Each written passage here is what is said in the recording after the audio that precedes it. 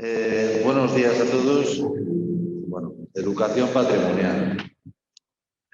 Menudo tema. Hoy he sido educado patrimonialmente en lo que vaya de mañana, con un discurso sobre patrimonio íntimo y compartido que me ha encantado. Bueno, como ya sabréis, soy seguramente la cabeza visible ahora de todos los temas tecnológicos y temas de tecnologías de España Nostra, de desarrollo, de la APP y temas referentes a todo este nuevo tiempo, nuevas tecnologías o patrimonio 4.0 en España Nostra.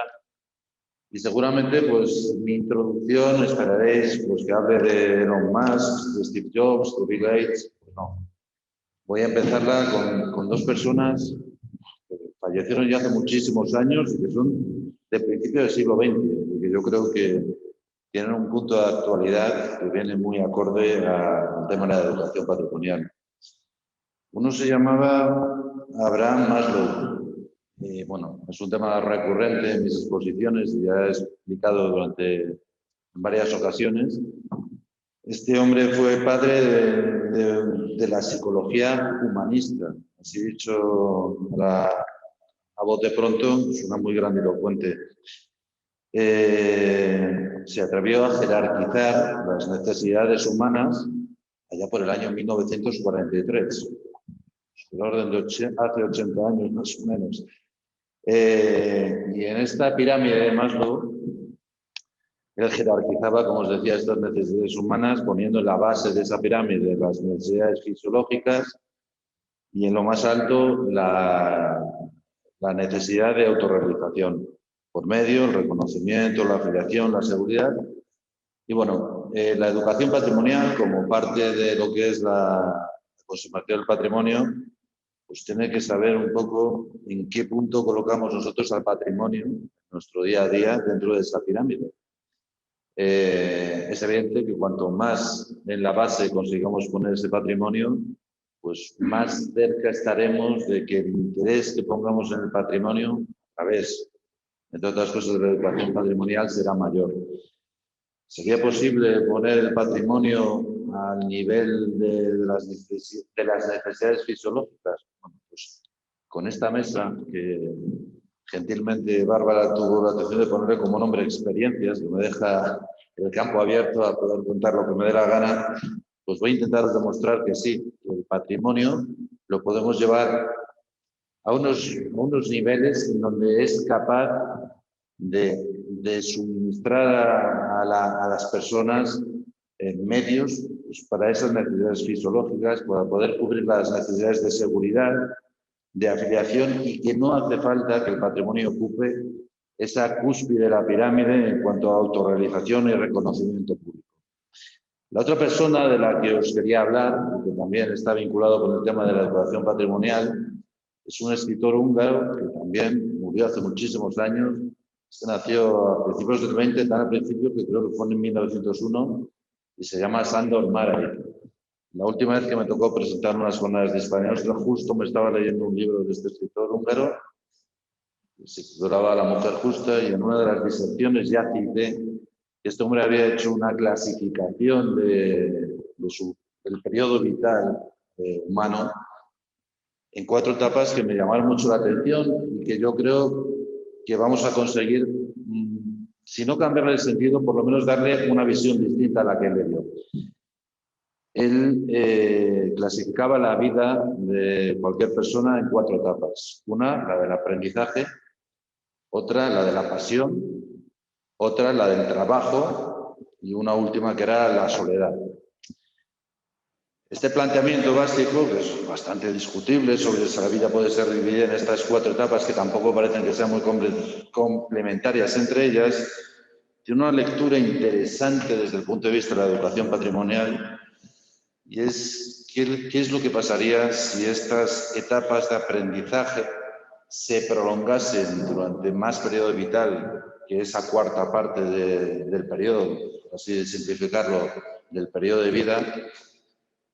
Si ese aprendizaje además se solapase con la etapa de la pasión, y esa pasión y ese aprendizaje se solapasen ya con la etapa del trabajo, e incluso si pudieran reducir al mínimo la última etapa que él llamó soledad, se acabó suicidando ya por el año 90, pero bueno, que yo creo que es evitable llegar a una situación de soledad contando con estas dos herramientas.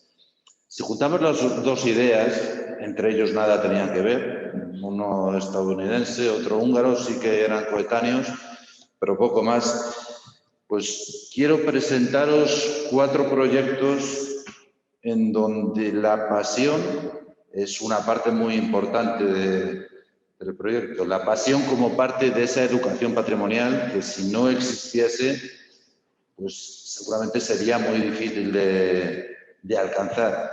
Dentro de la educación patrimonial, os voy a decir una perogrullada, pues hay 2 partes importantes, como en cualquier comunicación, emisor y receptor. Bueno, pues en este caso es tan importante la posibilidad de ser educado, de querer ser educado, como la posibilidad de saber educar y de querer educar. Sin más preámbulos, ya tenéis en los trípticos los nombres de los asistentes, los voy a mencionar únicamente por sus nombres propios en lo sucesivo. Vamos a empezar con un vídeo sobre un tema, un segundito, sobre un tema que, bueno, aquí parece que el monográfico de la jornada se ha centrado mucho en el graffiti, pero bueno, hay otras partes del patrimonio de la cultura, como puede ser la música, que pues yo no sé si contra el tajeo, que son las firmas estas de los dichosos grafiteros, frente a los muralistas o los grafiteros que hacen murales reconocidos en el mundo entero, en tema de música pudiera haber una lucha contra el reggaetón, por ejemplo, por parte de la gente que sí que sabe de música, de solfeo y te enseña a apreciar la música.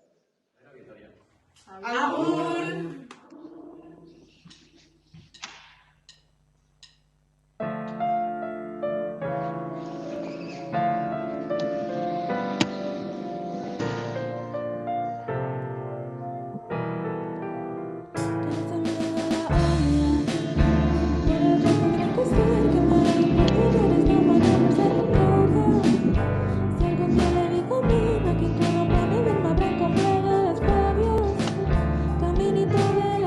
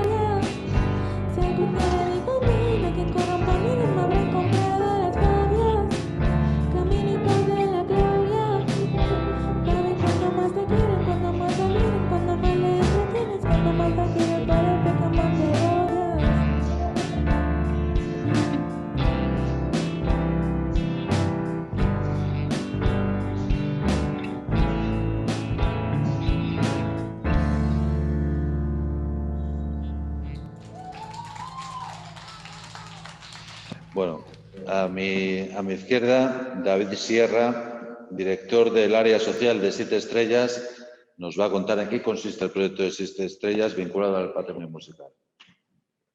Hola. Buenos días. Ahora sí, ¿no? Bueno, buenos días a todos y a todas. Como es menester en estas cosas, primero gracias por invitarnos.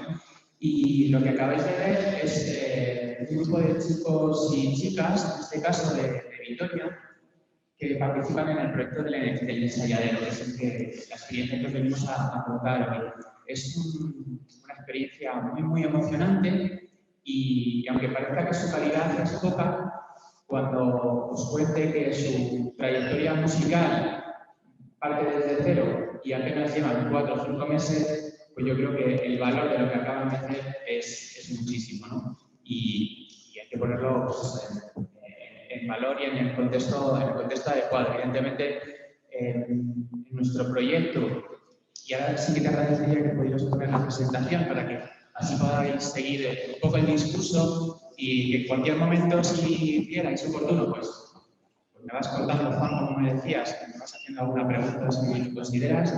Dime cuál es el archivo, David. Los PPT, ¿de qué pone presentación? Dime el número. El segundo es... ¿El que pone 2? Este ahí, pues venga. Vale. Es este. Entonces, lo mismo, perdona.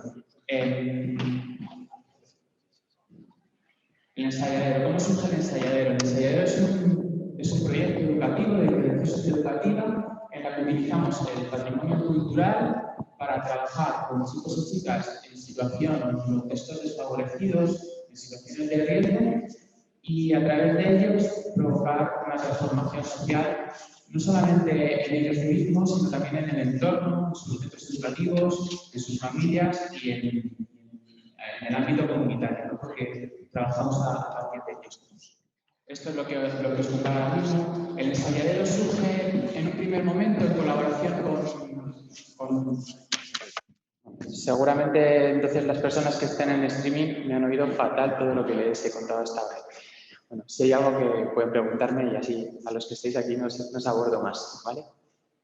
Bueno, el ensayadero surge en un primer momento en colaboración con la Fundación Ayuda en Acción y luego con otras fundaciones que se han ido sumando a las iniciativas, que en este caso estamos desarrollando con ellas, como era Doble Sonrisa o, bueno, otra fundación en concreto en Alicante, ¿vale? Lo que hacemos, como os decía antes, es trabajar con jóvenes y con infancia en riesgo social o con colectivos desfavorecidos, porque, por poneros así un referente, uno de los chicos que habéis visto ahí en este momento actuando, pues tenía problemas de discapacidad visual, a lo mejor alguno incluso le ha captado porque era bastante evidente sus problemas en este caso, y otro de ellos, por ejemplo, hace año y medio era detenido por la propia Ertzaintza robando bicicletas. O sea que, por poner un poco el contexto también, como os decía antes, de los jóvenes con los que trabajamos y con los que tratamos de abordar desde una manera educativa, pues una parte del patrimonio que también es fundamental, como decía Juan, pues como es la música, ¿no? La música y el componente cultural que tiene y cómo esto nos afecta en todo nuestro día a día y a nivel comunitario, ¿vale? Los objetivos que tiene el proyecto, bueno, os he contado ahora mismo, pero bueno, así mejor redactado, ¿no? Favorecer las condiciones de desarrollo de los chavales con los que estamos trabajando, trabajo con las familias y con las comunidades, en concreto con los centros educativos, e impulsar el trabajo educativo. El proyecto, en su momento, estaba muy enfocado a trabajar en centros educativos. ¿Qué es lo que sucede? Y así os hablo ya de la metodología. Trabajar con jóvenes, las personas que trabajamos con jóvenes sabemos que es fundamental trabajar a partir de sus centros de interés. Si no trabajamos a partir de sus centros de interés, los chavales pueden ir un día, pero no vuelven.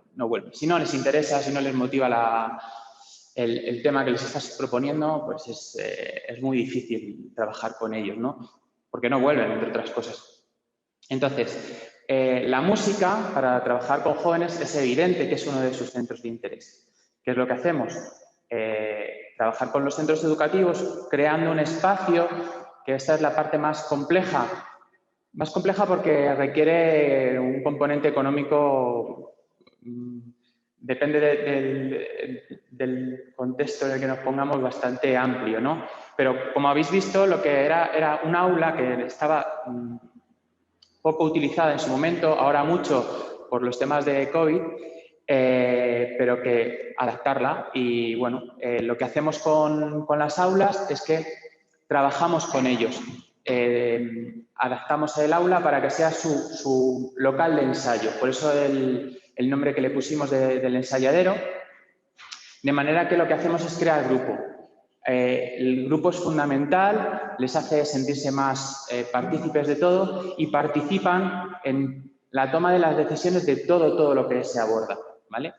A nivel del trabajo musical, de lo que tiene que ver con este componente cultural y educativo, hemos creado un sistema propio. Las personas que puedan conocer temas musicales, lo que hemos hecho es adaptar lo que es el método Yamaha. Yamaha son los mismos que las motos y son los mismos que los de los instrumentos musicales, ¿vale? Tiene un método de aprendizaje que es el método Yamaha, y lo que hemos hecho es adaptarlo para trabajar con ellos, porque es muy fácil de enseñar a personas sin ningún conocimiento musical. La música, o cuando a nosotros nos hablan de estudiar música, enseguida pensamos, tengo que aprender qué es un pentagrama, tengo que aprender solfeo, bueno, cosas súper complejas. Nosotros todo eso lo hemos adaptado y es súper fácil a través de un sistema de colores que se ponen en los teclados, en las cuerdas, etcétera, y es muy fácil aprender ciertas notas básicas y a partir de ahí empezar a trabajar, ¿vale? Y luego lo que hacemos con ellos es que trabajamos con las letras, ¿vale? Hay una parte, la parte esta más musical, sí que utilizamos mucha música clásica porque nos da ese componente básico para que ellos aprendan las nociones básicas de los punteos, de marcar y de empezar a hacer acordes, ¿vale? Acordes muy básicos al principio. Lo que estaban haciendo era acordes muy básicos. De hecho, les veis ahí que están como agarrotados, ¿vale? Normal. Esto luego se acaban soltando con el paso del tiempo y de las actuaciones en público. Y luego, como os decía, trabajamos sobre todo lo que tiene que ver con, bueno, esta es la parte de solfeo, con las letras, ¿vale? Trabajamos mucho con las letras. A ellos uno de sus centros de interés, y es algo que sale constantemente, pues letras de trap, de rap, de reggaetón, etcétera. Y lo que hacemos es transformar esas letras y vamos a estudiar y vamos a ver qué es lo que estamos diciendo con estas letras, qué es lo que estáis diciendo cada vez que estáis cantando este tipo de cosas, ¿no? Porque a veces las melodías se nos meten en la cabeza, somos capaces de estar cantando sin saber qué estamos cantando, qué estamos diciendo, ¿no? Y como decía Olaya antes, las palabras son muy importantes y estamos diciendo muchas cosas y los jóvenes dicen muchas cosas en las canciones que están repitiendo constantemente sin ser conscientes de los mensajes que están transmitiendo, ¿no? Y eso es una de las partes que nosotros sí que trabajamos mucho con ellos y que incluso, por ejemplo, esta banda musical que os presentaba antes, ya están trabajando para hacer ellos sus propias letras, ¿no? Y bueno, pues eso a nivel metodológico y demás. ¿Cuántos años lleva? Es que tengo que hablar por aquí. ¿Cuántos años lleva el proyecto en marcha? Pues mira, el inicio del proyecto fue hace 7 años. Empezamos en Madrid, empezamos con 2 bandas, pues 2 días a la semana, pues 4 días, de lunes a jueves en el colegio. Y luego eso fue creciendo. La verdad es que eso ha sido lo más bonito y la mejor experiencia. De hecho, el proyecto lo exportamos a Alicante, a Vitoria, y bueno, ahora por cuestiones económicas y de fondos, solamente actualmente se está desarrollando en Vitoria, ¿no? Que hay 3 bandas ahora mismo. ¿Y los niños siguen manteniéndose en el mundo, en el entorno del mundo de la música y pues, viven de ello alguno o no? No, Todavía no. No. Hombre, a lo mejor alguno con el futuro sí.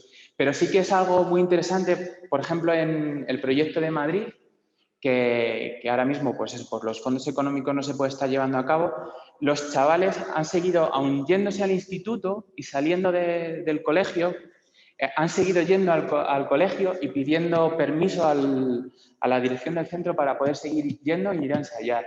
Algo que dices, jolín, algo hemos conseguido, ¿no? Entonces, esa parte de grupo es pues, muy chula, muy motivadora, ¿no?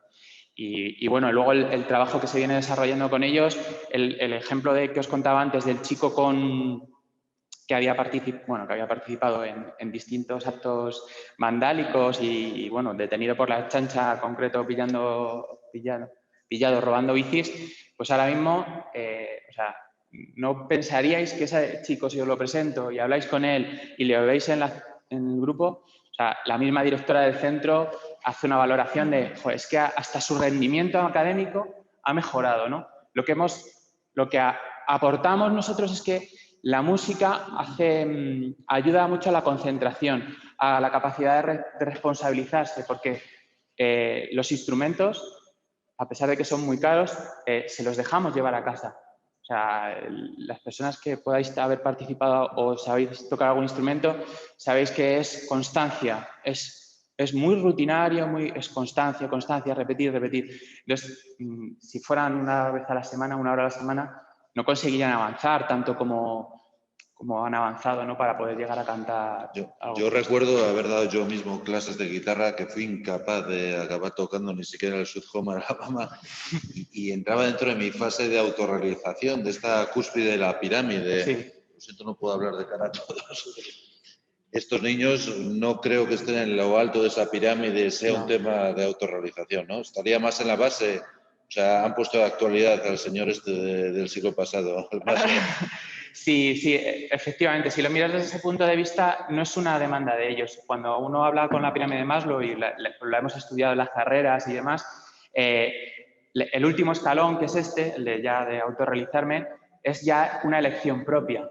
Ya no es una necesidad vital, que es que tengo que comer, tengo que dormir. Entonces, esto ya es algo que uno busca. Cuando ya tienes la seguridad del entorno, estos chicos y chicas no tienen esa seguridad en el entorno. En el 90% de los casos no la tienen. Entonces, nosotros lo que hacemos es darles un espacio de seguridad donde se sienten como grupo, donde pueden hablar libremente porque hablamos de todo y eso es lo que hace que haya un crecimiento personal.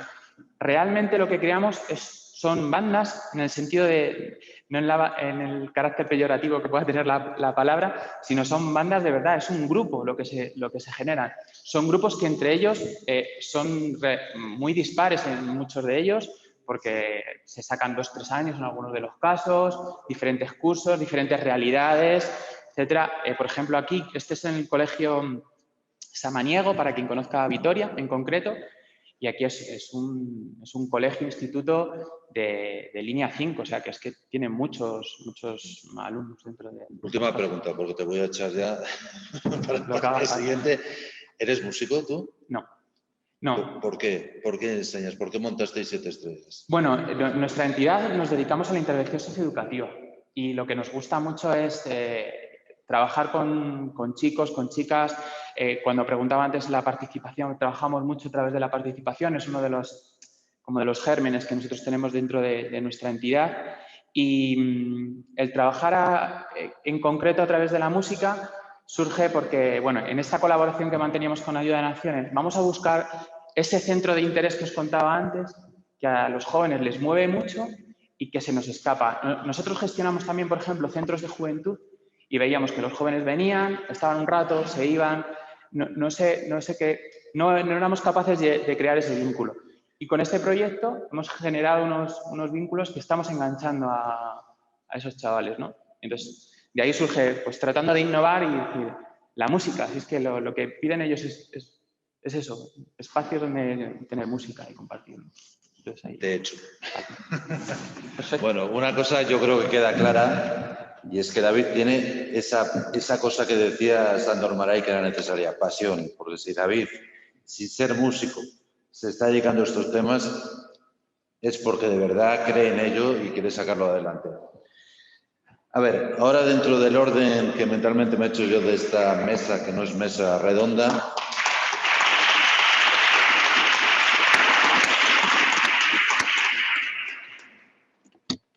vamos a cambiar un poco, a romper un poco los esquemas. Y es que cuando todo el mundo, bueno, incluso Sandro Maray hablaba de primero el aprendizaje, luego la base de la pasión, bueno, pues resulta que se puede llegar, ha hablado antes Soraya, me he tomado notas de muchas cosas con las que voy a torturar a mi junta directiva, seguramente con escritos y documentos de estos que yo hago, de depositar recuerdos. Bueno, incluso ha citado a abuelas, abuelos, etcétera, etcétera. Claro, el aprendizaje es una cosa, pues igual que llevo yo esta mascarilla para evitar contagio, yo creo que el aprendizaje es una cosa que se puede contagiar también. Y cuantos más focos de contagio tengamos, mucho mejor. Y uno de los focos de contagio que se puede tener para esto de la educación patrimonial, ¿son los mayores o no son los mayores? Pues sí. Bueno, pues le voy a hacer la palabra y el micrófono a Víctor Gibello, arqueólogo y profesor de la Universidad de Mayores de Extremadura.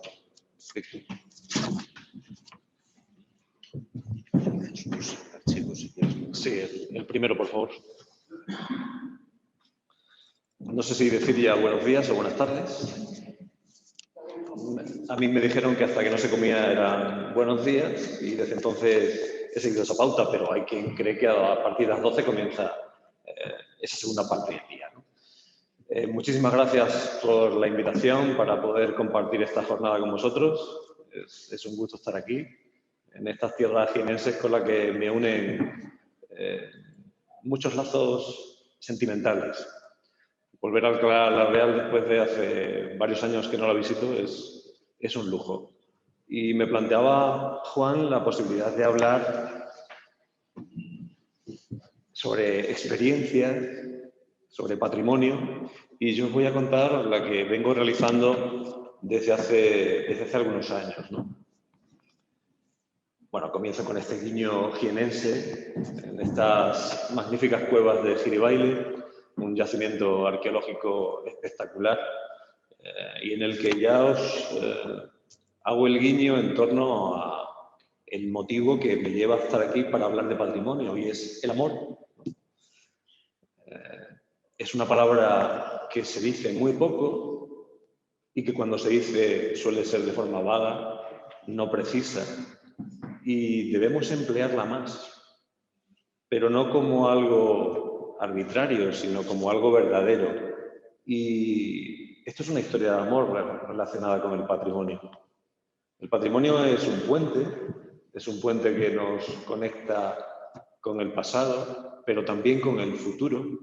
De alguna forma nosotros estamos en el centro de ese puente y estamos conectando las dos orillas. Somos responsables de hacer esa conexión. Construir puentes tiene algo de mágico, de ahí que el principal miembro de la Iglesia Católica es el Pontífice Máximo, el principal creador de puentes, ¿no? El Pontes Fecit, ¿no?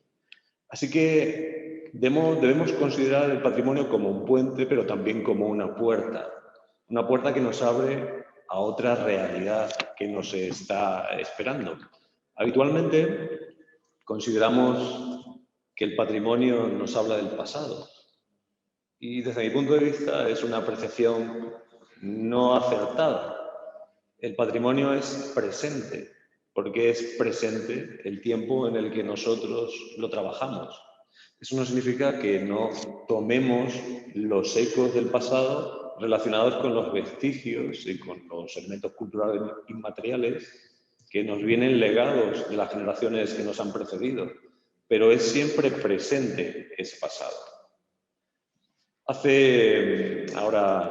Desde el 2015 pude comenzar a trabajar con la Fundación Dolores Vall de Arús, una fundación con sede en la ciudad de Badajoz, y esta fundación tiene una serie de propiedades en término municipal pacense, y en parte de ese término, pues hemos creado un parque arqueológico y natural denominado El Rebellao, y en él venimos desarrollando una serie de labores de carácter arqueológico y patrimonial en general, en colaboración con la Universidad de los Mayores de Extremadura.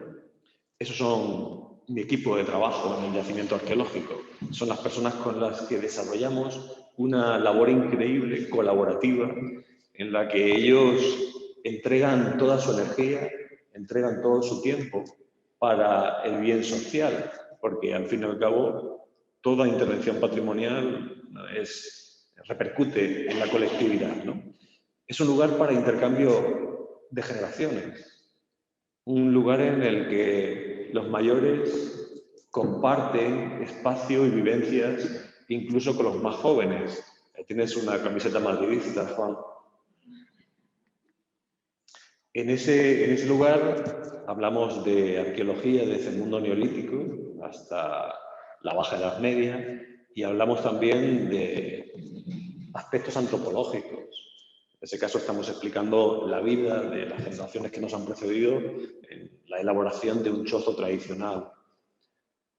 Es un espacio magnífico, pero ese espacio en el que ya os digo que tenemos generaciones diversas que van pasando por allí, que aprenden de un lugar y de las actividades que desarrollamos, pues ese lugar ha sido una puerta que nos ha permitido iniciar un camino con la Universidad de los Mayores de la Universidad de Extremadura. Es una especie de departamento en su interior que pretende promover el desarrollo científico y cultural en las personas mayores, ayudando además a esas relaciones intergeneracionales, ¿no? Bueno, pues ese programa pretende facilitar el acceso a las personas mayores a los bienes culturales para la mejora de su calidad de vida, propiciar un espacio para el debate científico y cultural, ofrecer un marco para las relaciones internacionales. Ahí podéis ver una serie de aspectos básicos sobre los que trabajamos, ¿no? A partir del 2018 se dio la oportunidad de comenzar a hablarles de patrimonio cultural. Y eso ha sido una revolución, realmente. El patrimonio es algo muy sutil. A menudo consideramos que son piedras inertes en un paisaje y nada que ver. El patrimonio nos habla de quiénes somos gracias al estudio de quiénes fueron. No hay distancia entre ellos y nosotros. Somos la misma gente viviendo en distintas épocas, ¿no? Así que esa sutilidad debemos aprender a enfocarla para que sea realmente amado. Ahí tenéis parte de mis alumnos. En el curso actual tengo 600 alumnos en distintas sedes y con ellos estamos haciendo un trabajo, bueno, veis sus caras de entusiasmo, ¿no? Eso es en plena clase. Un proyecto para sensibilizar en torno al patrimonio cultural. Y esa sensibilización a ellos les está permitiendo abrir una nueva puerta en su mente, unas nuevas conexiones neuronales, un mantenerse jóvenes, porque el que aprende sigue siendo joven. Si podemos mantener el aprendizaje a lo largo de todos los periodos de la vida, y si ese aprendizaje además está basado en la pasión y está basado en el amor, pues lógicamente va a tener una huella mayor, ¿no? Así que estamos recorriendo de una forma teórica, pero también desde el punto de vista práctico, muchos de los lugares de los que tenemos en el entorno más próximo de trabajo, ¿no? Y recorremos pues, espacios culturales de muy distinta naturaleza, desde el mundo dolménico, neolítico, calcolítico, edad del hierro, es decir, todos los periodos culturales, históricos, están teniendo un eco en las vidas de estas personas que están, gracias al patrimonio, mejorando enormemente ese tiempo final de la vida al que te referías, en el que ese autor húngaro hablaba de el tiempo de la soledad, pero en este caso nosotros eliminamos la soledad para hablar de colectividad emocionada en el patrimonio, ¿no? Perdona, te voy a interrumpir. Bueno, Víctor siempre ha tenido un discurso que para mí es súper hipnótico y pasaría horas oyéndolo, pero como tenemos justo la mesa de antes de la comida, no vamos a poder dejarle. Hablaba antes Olaya de los niños que llevaban a los padres a ver patrimonio. Claro, yo tengo la formación esta de ingeniero que me hace que me horroricen cosas como lo de llamar cemento al hormigón y cosas así, pero aparte de eso, desde el punto de vista de la producción, o de la productividad, ¿por dónde es más fácil o más eficiente empezar a sembrar la semilla de la educación patrimonial? ¿Por los abuelos? Porque un abuelo puede tener 10 nietos, un hijo solo tiene un padre. ¿O por los niños? Porque al final tú estás en una universidad de mayores y lo que estás haciendo es expandir la diáspora de la inquietud patrimonial, ¿no? Todas las edades son buenas para comenzar a sensibilizar en patrimonio. Pero los mayores tienen una enorme ventaja y es que tienen a sus hijos y tienen a sus nietos. Así que pueden ser unos magníficos prescriptores acerca de lo que significa el patrimonio. Y en este caso ellos se están convirtiendo en los enlaces entre lo que aprenden en las aulas de la universidad, lo que aprenden en todos los viajes patrimoniales y sus hijos y sus nietos. Nos acompañan a excavaciones arqueológicas, nos acompañan en viajes y eso realmente es fascinante. Uno de los proyectos que tenemos en Hispania Nostra ahora mismo en marcha precisamente está orientado a mayores y a la lucha contra la soledad no deseada, que se llama así o se ha dado por llamar así últimamente. Y lo que hace es uso precisamente aprovechando que los abuelos o los mayores son referentes de varias generaciones que vienen por detrás, el poder utilizar a esos mayores como herramienta principal para la extensión de la educación patrimonial. Yo creo que podría ser así. ¿Puede ser así desde tu punto de vista? Estoy de acuerdo con eso. Sí, completamente de acuerdo. Si no te hubiese hecho de la mesa... Creo que me vas a echar de igual forma, así que... Efectivamente. Bueno, hay que decir que, aunque él no lo cuenta, todas las maravillosas fotos que aparecen en esta presentación tienen la misma autoría y es Víctor Gebello, que es fotógrafo oficial de Hispania Nostra, casi semioficial de Hispania Nostra, y tiene fotos con las que es, vamos, facilísimo enamorarse del patrimonio. Muchas gracias. De nada. Me echas ya porque ¿Tienes tengo una última alguna palabra? ¿Tienes una última frase antes de que pase el siguiente? La última frase... Hemos terminado, ¿no? La última frase sería algo así como que deberíamos sensibilizar en patrimonio no desde la sentimentalidad, sino desde el sentimiento. Son cosas muy distintas. Ahora estamos en el tiempo de la sentimentalidad y ese eso es algo vago, indefinido, carente de toda huella a largo plazo. Debemos educar en el sentimiento y ese sentimiento debe ser el del amor. Aunque parezca que es una cursi, a mí me parece maravilloso. Ya me echa, no sé si poner alguna más, ¿lo dejamos ahí? Puedes enseñar más. ¿Enseño más? Te doy permiso para enseñar alguna. Bueno, muy rápido las pasamos todas y terminamos. ¿Queréis? ¿Sí? Bueno, son algunas imágenes del territorio, en ese caso tenéis un Meñir de hace 7.000 años, algunos de esos grupos. Fijaos, esos espacios monumentales en los que ellos están disfrutando enormemente, desde grandes complejos monásticos hasta pequeñas ermitas rurales. Bueno, algunas imágenes más.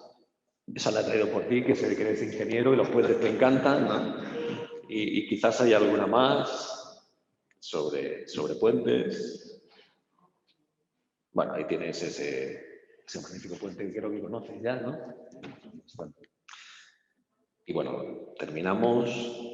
Me gusta terminar algunas de mis presentaciones con una frase que creo que deberíamos aplicarnos de forma reiterada. Y es que más allá de las nubes el sol siempre brilla. Y en los tiempos en los que parece que se nos encapota el cielo y no vemos la luz, pues esa luz está siempre más allá. Así que muchísimas gracias.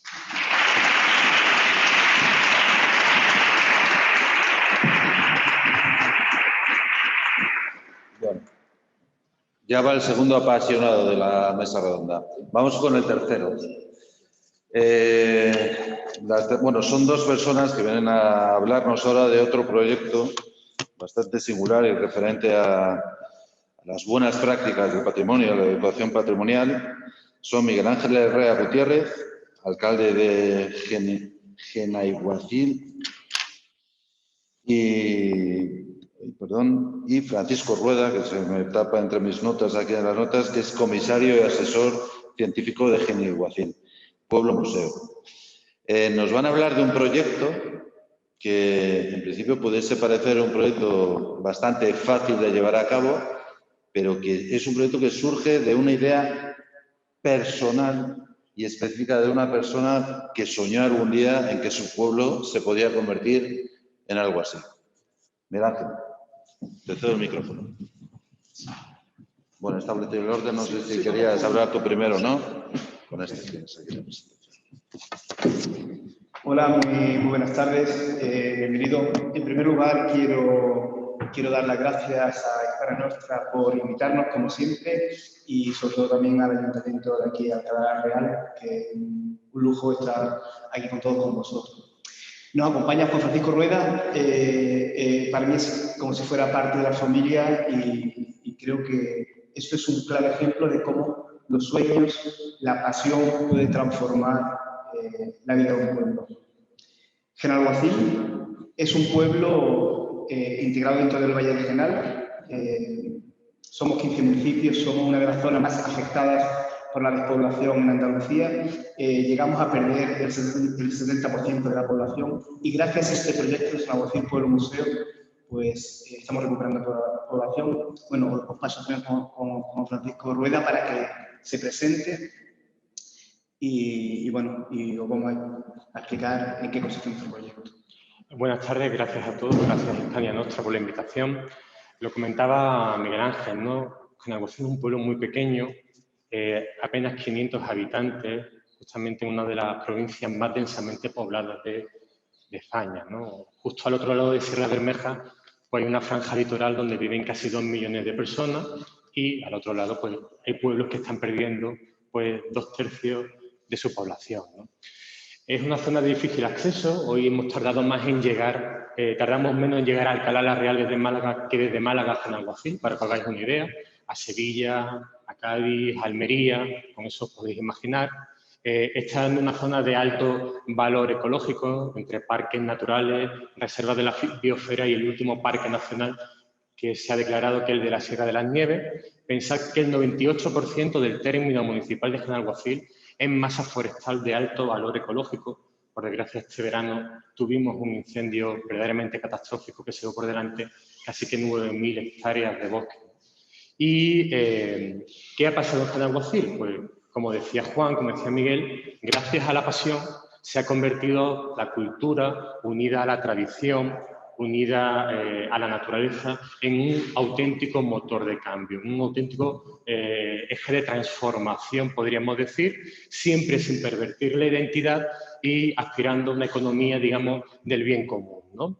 Nuestro lema es arte contra la despoblación, arte para el repoblamiento, ¿no? Es algo que nos guía desde el origen de este proyecto en 1994, que con la llegada de Miguel al ayuntamiento en 2011, pues vino a vigorizarse, ¿no? Podríamos decir de esa manera. Es un proyecto sociocultural, eso no lo podemos olvidar, aunque digamos la médula como tal es el arte contemporáneo, ¿no? ¿Dónde o cuándo nace el proyecto? Pues en 1994 con los Encuentros de Arte, es una bienal que se realiza en los años pares. Este año, 2022, hacemos la 16ª edición de los Encuentros de Arte, una convocatoria pública con un jurado que veis es el motor del pueblo en gran medida, que tenéis parte del pueblo conviviendo con los artistas en la edición de 2016, ¿no? Pero el origen no fue este, ¿no? El origen no fue esta vocación por el arte contemporáneo, sino por un arte, digamos, amateur, un folk art, ¿no? Un arte popular, que en gran medida sigue en las calles del pueblo, ¿no? Lo que ocurre es que a partir de 2011, con la llegada de Miguel, se renueva el formato, se ha puesto directamente por el arte contemporáneo, con un compromiso con los temas, con los medios, con los lenguajes actuales, se profesionaliza este evento sin perder, digamos, ese carácter de convivencia con la población. Se pone en contacto a artistas y artesanos, algo muy importante que también ya nos hace nos permite trabajar con el patrimonio, ¿no? Y, ante todo, y hablaba Juan antes de unas buenas prácticas, ¿no? Proponemos unos valores mínimos éticos, ¿no? Es decir, un trato digno a los agentes, ¿no? Honorarios, producción pagada, alojamiento, manutención, bolsa de viaje, conciliación. Muchísimas artistas mujeres sufren la falta de conciliación. No pueden ir a residencias a crear porque no pueden llevar a sus hijos. Nosotros lo permitimos, nosotros lo facilitamos, la conciliación de todo tipo, nos adaptamos a las distintas circunstancias de los artistas que lo hemos elegido. Elegimos a los artistas y a sus circunstancias, eso es fundamental. Si el arte contemporáneo es valores, lo tenemos que demostrar, ¿no? Ahí tenéis imágenes de artistas trabajando, Miguel Ángel Moreno Carretero trabajando con niños. Perdón, a riesgo de parecer aquí los VGs ya compartiendo un micrófono.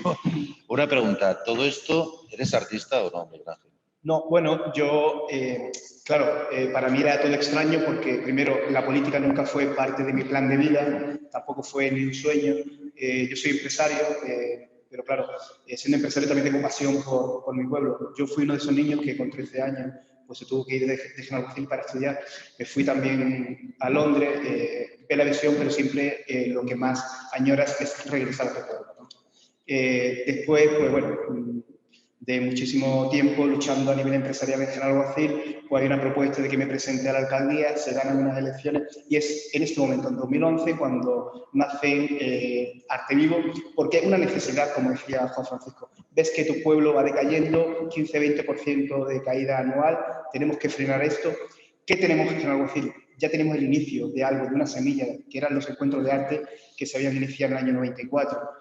A partir de ahí, pues bueno, no fue fácil, porque cuando tú vas en 2011, eres un pueblo de 500 habitantes, te pongo en contexto de quién va a venir a Genalgocil. Hablo con artistas, en primer lugar, se niegan a venir a Genalgocil porque, claro, ¿cómo yo llevo mi obra a un pueblo de 500 habitantes? De hecho, tuve que soportar incluso que dijeran, yo no pongo mi obra en un pueblucho. Entonces, pues eso también te hace más fuerte, ¿no? Es decir, vale, yo entiendo que no. Ahora, años más tarde, podemos decir que Genalgocil se ha convertido en uno de los grandes iconos del arte español. ¿Por qué? Pues no por presupuesto, sino por pasión y ganas de trabajar.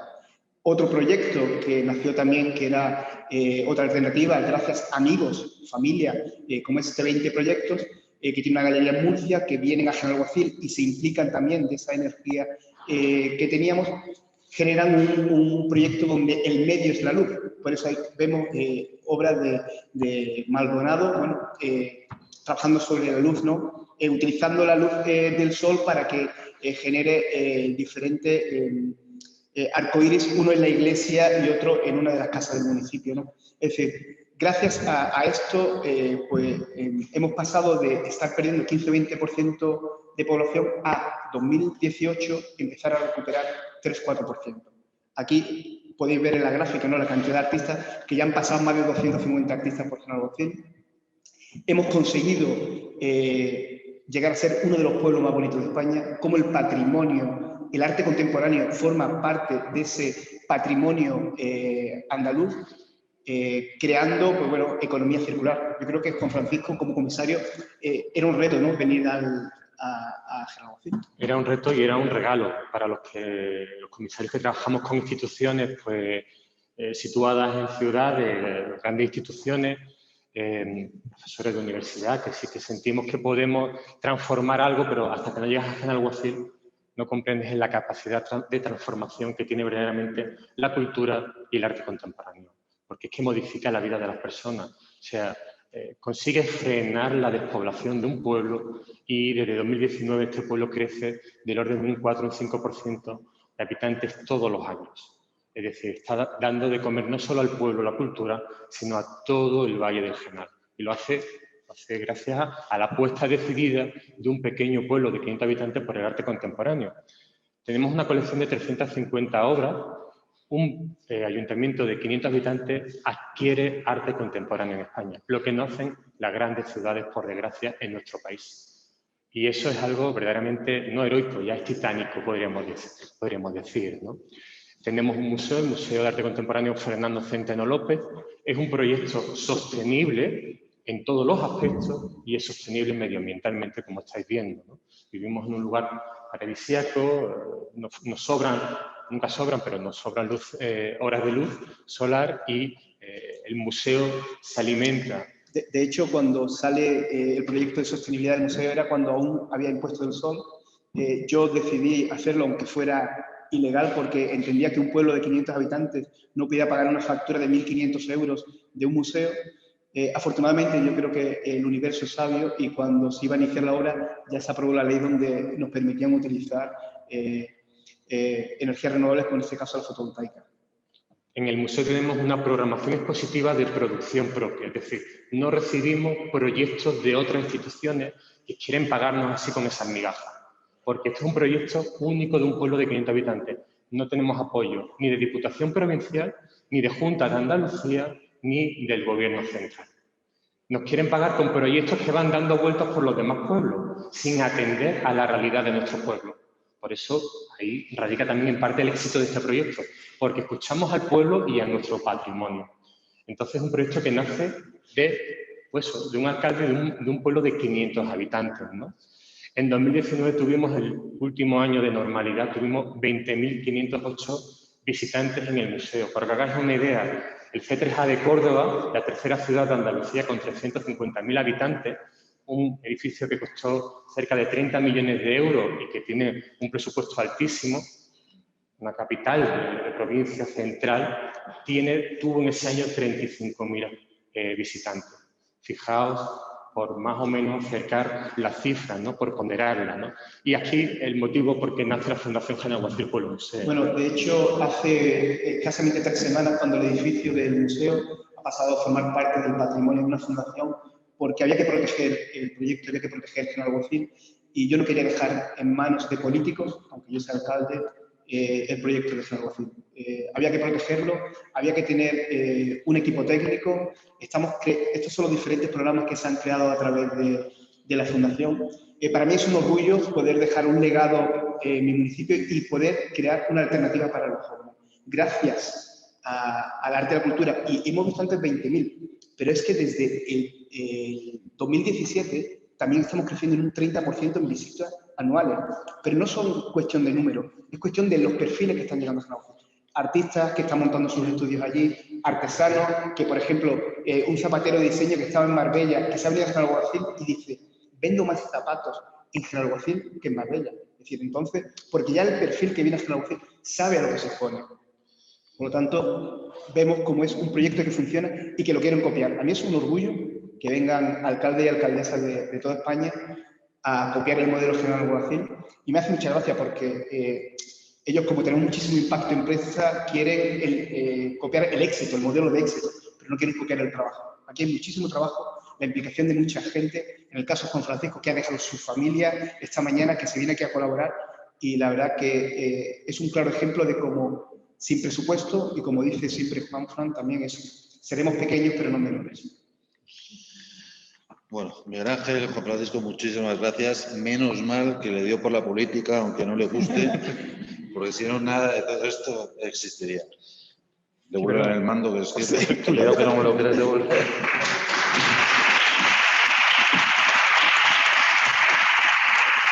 Bueno, y para acabar con esta mesa no redonda, pues tenemos a la que se autoconsidera el patito feo de la mesa, porque dice que su proyecto no es tan atractivo y bonito como los demás, pero yo estoy seguro que en estos 15 minutos que le quedan hasta la hora de comer nos va a contar un montón de proyectos súper interesantes. Con vosotros está Isabel Luque, del Instituto de Jefa de Servicio de Formación del Instituto Andaluz de Patrimonio Histórico. Gracias. Bueno, pues lo primero, agradeceros la invitación, el estar aquí con vosotros, agradecer a Hispania Nostra y al Ayuntamiento de Alcalá de la Real, y felicitarle además por la labor que hace siempre cuidando su patrimonio. Bueno, yo le decía que éramos como el patito feo porque han sido unas presentaciones tan emotivas, tan bonitas, tan directas con las personas, que yo ya me he emocionado. Digo, bueno, ¿qué os voy a contar? Pero os voy a contar nuestro granito de arena, lo que podemos hacer y lo que vamos haciendo poco a poco. Nuestra perspectiva es muy distinta porque desde una institución pública, pero bueno, somos un servicio público y trabajamos para las personas y ese ha sido siempre nuestro objetivo. Pues yo trabajo en el Departamento de Formación del Instituto Andaluz de Patrimonio Histórico y empezamos a trabajar en programas de formación desde 1991. Desde 1991 han pasado por nuestras aulas pues nada, más de 17.000 personas. Trabajamos con personas, trabajamos con las personas que cuidan el patrimonio. En nuestra idea inicial, cuando planteamos cómo hacer la formación, cómo diseñarla, a quién, fue buscar la necesidad que las personas tenían. Comenzamos en una época en la que el patrimonio, sobre todo las herramientas, metodologías de los especialistas, de los profesionales de patrimonio, pues requerían una formación específica. Un momento en el que, digamos, el patrimonio, como lo entendemos ahora, era más académico, estaba más en el ámbito de la universidad y de una forma más disciplinar. Claro, como ya ha dicho el compañero, el patrimonio es algo vivo, es algo presente, es el pasado en el presente, entonces evoluciona, es una construcción social que evoluciona. Y bueno, nosotros comenzamos trabajando pues una formación especializada para los profesionales, porque entendíamos que ellos eran los que luego iban a hacer una cadena de transmisión y iban a cuidar ese patrimonio que era nuestro objetivo, la salvaguarda de ese patrimonio. Entonces, pues trabajamos formación especializada, estancia, que es una formación in situ, acompañada en el propio instituto con los profesionales. Y bueno, hemos tenido también becas, en distintos formatos, ¿no? Bueno, ¿y cómo nos organizamos? Pues nuestro objetivo era trabajar el patrimonio en todos los ámbitos. Y somos 5 personas, y no todo el mundo sabe de todo, evidentemente. Entonces nos planteamos que lo fundamental era trabajar en red, trabajar con los colectivos profesionales. Eso nos ha consolidado, nos ha enriquecido y nos ha permitido llegar, pues como queríamos, a todos los ámbitos del patrimonio y a cubrir las necesidades de los profesionales, a detectar no solamente las personas o los profesionales que podían ser docentes, sino las materias, la herramienta, la metodología que en ese momento cada colectivo necesitaba. Bueno, os traigo algunos ejemplos porque nuestras colaboraciones son muy diversas. Trabajamos la universidad, trabajamos con asociaciones, como os decía, pero no solamente trabajamos con el Colegio Oficial de Arqueólogos, sino trabajamos también con la Asociación Cultural de Hornos de la Cal de Morón, que además fue recientemente Premio Hispania Nostra. Y la verdad es que con ellos aprendemos un montón. Porque, por ejemplo, con la Asociación de Hornos de Cal hemos combinado formas de trabajar en las que no solamente trabajan los profesionales, sino trabajan los artesanos y lo hacen de forma unida. Y hemos visto que el enriquecimiento de esa formación ha sido un éxito. Se aprende mucho más de una forma compartida que de una única dirección. ¿Cómo lo hemos hecho también? Pues hemos intentado innovar. Porque al final las formas sí que importan. Y bueno, hay que intentar acercarse lo mejor y lo más posible a aquellas personas que necesitan formarse en patrimonio. Yo creo que es un poco lo que tú decías al principio, que necesitas atraer y enganchar, en nuestro caso, a los profesionales y a los agentes en general del patrimonio. Entonces, buscamos siempre formatos con los que podamos experimentar. Nos arriesgamos porque, bueno, a veces decimos, bueno, esto saldrá bien, no saldrá bien, servirá, pero bueno, si no se arriesga, no se avanza. También avanzamos en contenidos, porque evidentemente desde que empezamos, desde la creación del instituto a final de los años 80 hasta ahora, pues hemos tenido una convención de salvaguarda del patrimonio, convenio del paisaje, convención de Faro. Es que el patrimonio ha cambiado y las herramientas son totalmente distintas. Hemos tenido, el año pasado participamos en colaboración con CEMO, del colectivo CEMO de Sevilla, en la Universidad de Baeza y en el CEIMAR de Jaén. Tuvimos un hackcamp sobre turismo, sostenibilidad y patrimonio en territorios de interior. Esto era como una combinación porque aplicamos la metodología Hacker a un formato sobre patrimonio, intentando crear prototipos. Bueno, pues se crearon los prototipos, se hizo un esfuerzo, los grupos de trabajo presentaron al final sus prototipos y bueno, y ahí está trabajándose en esa línea. También hemos participado, hemos colaborado y hemos ayudado a organizar los seminarios de patrimonio inmaterial del instituto. La base es el Atlas de Patrimonio Inmaterial y en este caso los protagonistas eran los propios protagonistas de ese patrimonio. O sea, en este caso hay una fotografía en la Casa del Pumarejo en la que las mujeres de Lebrija vinieron a contarnos cómo hacían las cruces de mayo. Pero es que para contarnos cómo hacían las cruces de mayo nos tuvieron que demostrar, montaron una cruz de mayo. Y qué mejor diálogo que trabajar con los propios protagonistas y que ellos lo cuenten a su manera y de su forma. Es que fue, creo que una de las acciones más enriquecedoras. ¿Y qué trabajamos? Pues trabajamos patrimonio oral, que es una de las líneas del Atlas de Patrimonio Inmaterial. Tuvimos también en los encuentros de patrimonio de proximidad pues un ejemplo práctico de difusionismo. En vez de contarnos qué es el difusionismo, pues la colección museográfica de Gilena vino. Veis una recreación creo que es una legión romana, pero creo que es no sé si es tardorromana, ya no me acuerdo. Pero ellos vinieron, pero con la mitad del pueblo se organizaron allí y nos enseñaron cómo hacen ellos allí las actividades, cómo lo presentan, cómo lo cuentan y cómo hacen formación de formadores entre los vecinos, entre los propios familiares, y nos lo contaron a nosotros y nos enseñaron a nosotros. Hemos tenido documentales, el laboratorio abierto de patrimonio, cuyo objetivo era presentar el patrimonio en abierto. En fin,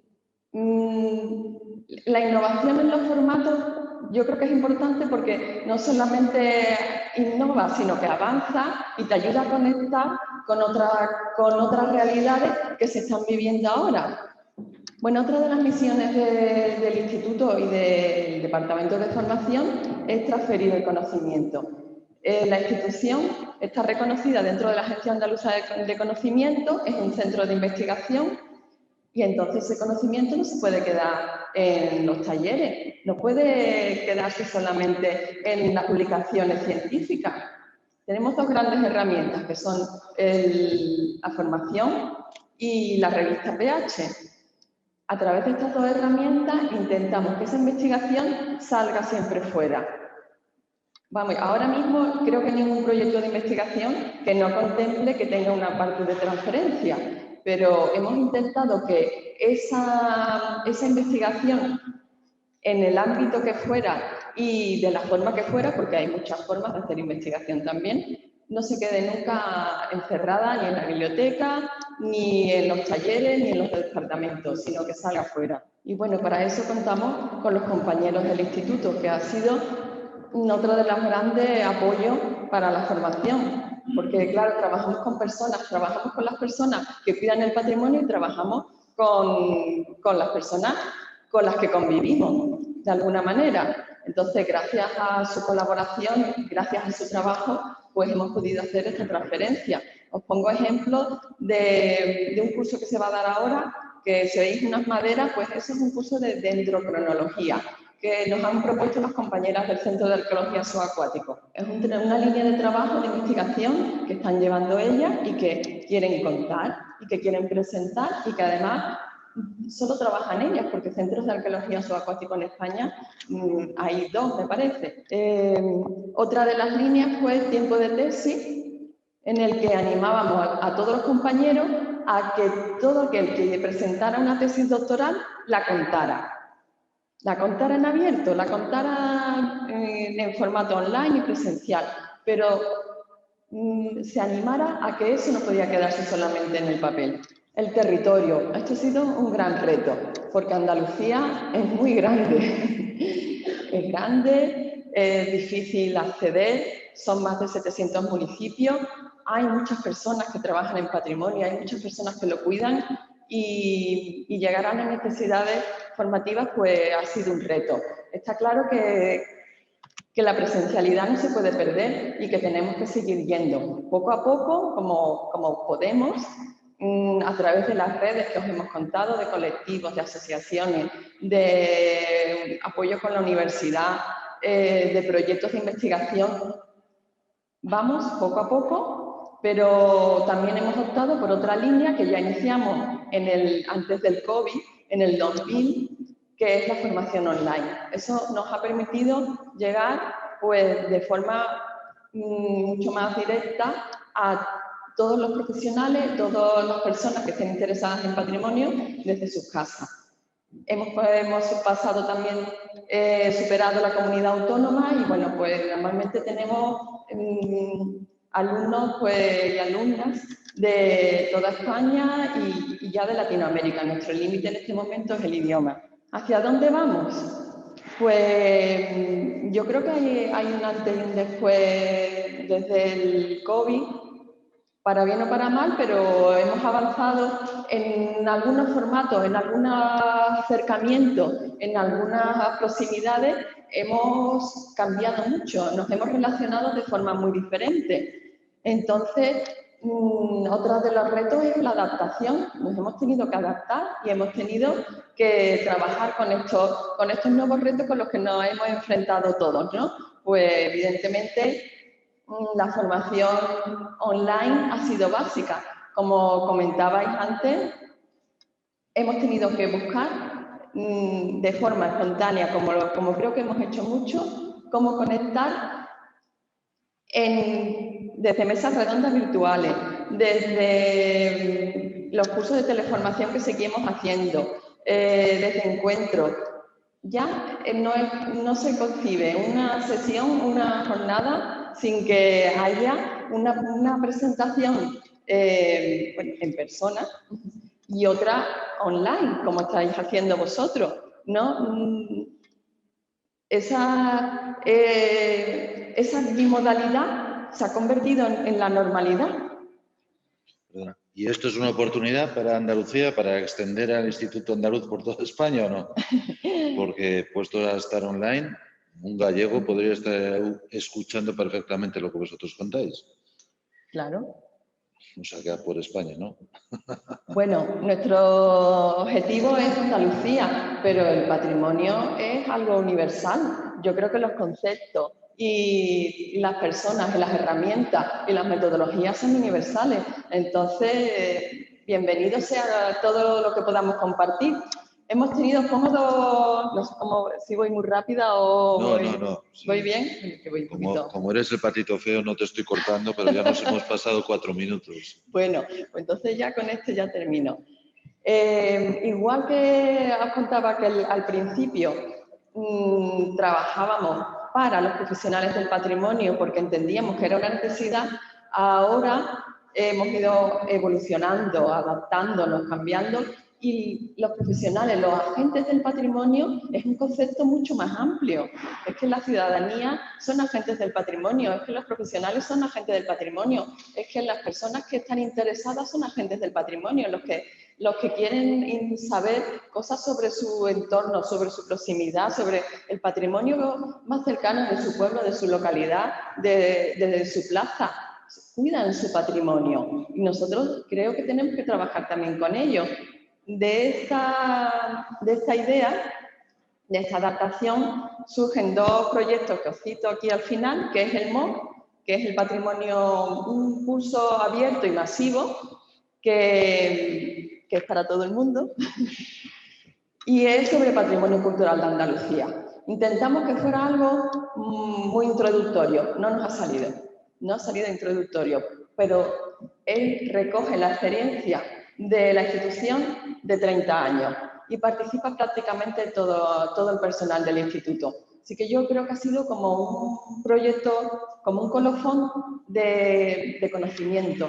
Es decir, bueno, vamos a transferir, digamos, todo lo que el instituto piensa sobre patrimonio y sobre el patrimonio cultural andaluz. Y los encuentros de patrimonio de proximidad, en los que hemos tenido también la participación de Carlos en las 2 ediciones, pues ha sido otra forma también de conectar con el territorio. Ha sido visibilizar a los agentes que cuidan el patrimonio en el territorio. La primera edición fue presencial, la segunda la hemos hecho online y hemos tenido una de las mesas de Reactívate dedicada precisamente a educación. Y hemos contado con la comunidad educativa, porque pensamos que también ellos son agentes del patrimonio y que ellos, tanto los profesores como las familias, como los alumnos, cuidan y protegen ese patrimonio. Y de hecho nos lo demostraron. Os lo pongo aquí como referencia porque si os interesa verlo, pues está online también y lo podéis ver en el canal YouTube del Instituto. Y yo creo que ya sin más, tengo un vídeo de presentación del MOOC, pero ya no sé si ya... Entonces que me preguntas a mí, yo pregunto a Bárbara. O sea, esto es una cosa en cadena. ¿Podemos? Bueno, yo creo que son 3 minutos, pero si no, os lo recomiendo y lo veis en casa. Lo ponemos. Pues Jesús, sí, si nos pones el último vídeo con esto acabamos. Se me ha olvidado que antes Isabel me ha pedido que la presente también como apasionada, aunque ¿Necesitas, perdón? Hombre, no es tan bonito como lo que han contado ellos, pero de verdad que esto lo hacemos con mucha pasión y mucha vocación. Si quisiera poner un ejemplo.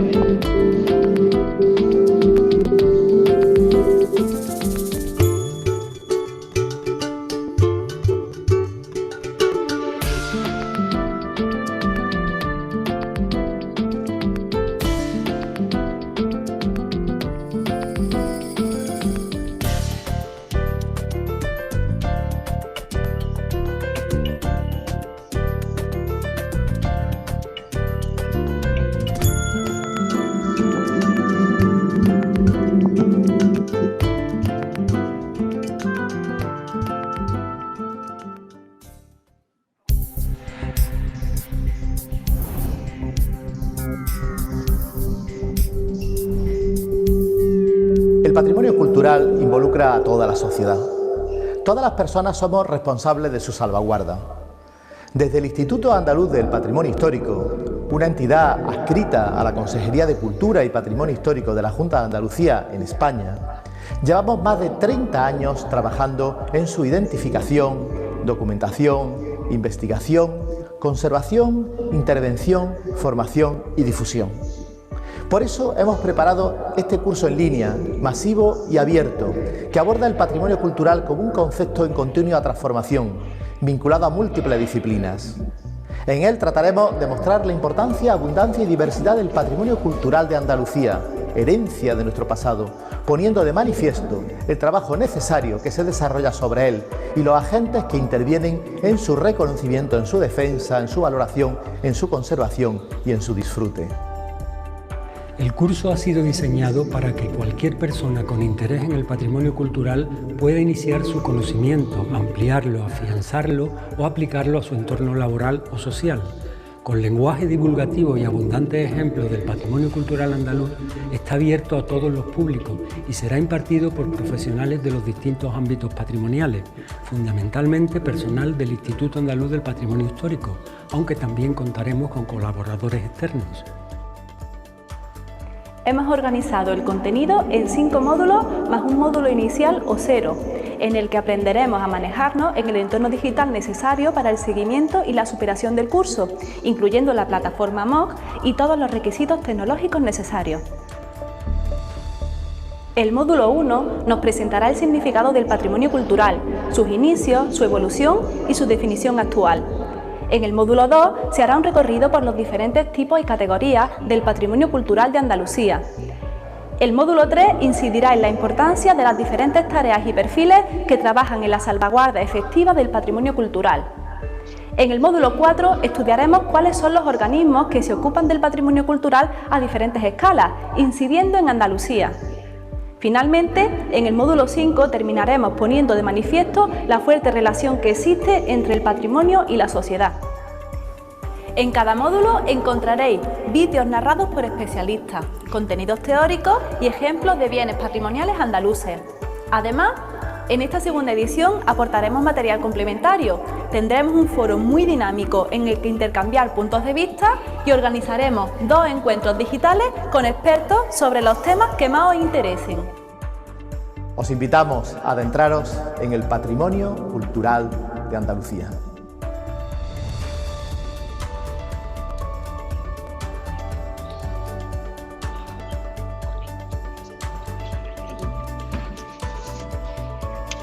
Pues muchísimas gracias.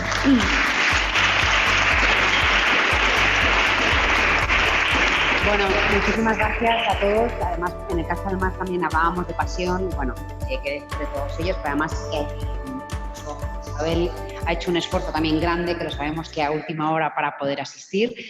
Conectamos rapidísimamente ya para cerrar esta jornada de la mañana. Si podemos ver a Teresa. Teresa, sí que supongo que habrá todavía gente que la vemos en pantalla, que no sé si hay alguna pregunta o podemos... Pues preguntas no tenemos, tenemos algún comentario de agradecimiento sobre todo y de asombro por las actividades que se han presentado. Por ejemplo, decía Eva, ha escrito varias, por ejemplo, con el proyecto de 7 estrellas, que la música es un medio ideal para crear vínculos con el patrimonio. También comentaba que le encanta el proyecto de Genaguacil, que la Asociación Española de Geografía le condicionó en 2019 en Ronda el premio al paisaje serrano, lo comentaba como algo a tener en cuenta, y también a los proyectos de la Universidad de Mayor de Extremadura y del Instituto Andaluz de Patrimonio. Es todo muy interesante, están diciendo Inma, que le parece a la gente muy enriquecedor la conferencia. Y me dijo Bárbara, mientras estábamos hablando, que aprovechara para poner también la foto del descubrimiento de la placa al Museo Caldemorón, para que no sé si lo podéis ver. Ahí está nuestro delegado en Andalucía, Enrique Bocanegra. Y además está en sala, Enrique. Ah, está ahí en sala. Curiosamente además está en sala y además aprovecho también para hacer un guiño a algunos de los delegados que se han trasladado hasta aquí, como el caso de Julio Chocano, que viene desde Castilla-La Mancha, y Enrique, efectivamente. Mañana vendrá otro de nuestros delegados, que es Luis Machuca, que viene desde Málaga.